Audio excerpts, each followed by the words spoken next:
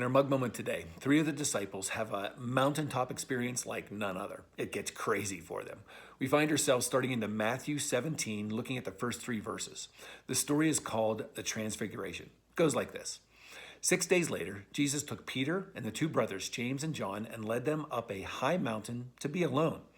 As the men watched, Jesus' appearance was transformed so that his face shone like the sun and his clothes became as white as light. Suddenly, Moses and Elijah appeared and began talking with Jesus. Sounds exciting, doesn't it? Well, let's realize what's going on here. Moses and Elijah, they'd been dead for years. So this isn't like Stephen Furtick or Craig Rochelle showing up at your party and having a conversation. These were dead people having a conversation with Jesus.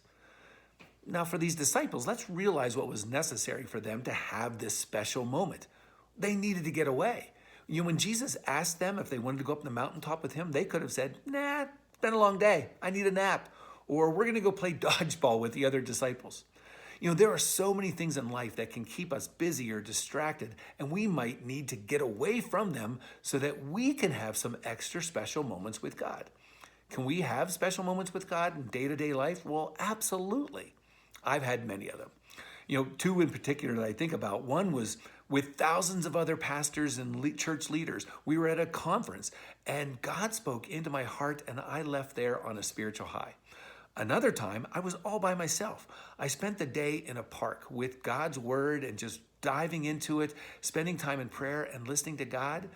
Was it as crazy as the Transfiguration? Well, no, but it was special nonetheless. God was with me and I knew that God was loving on me.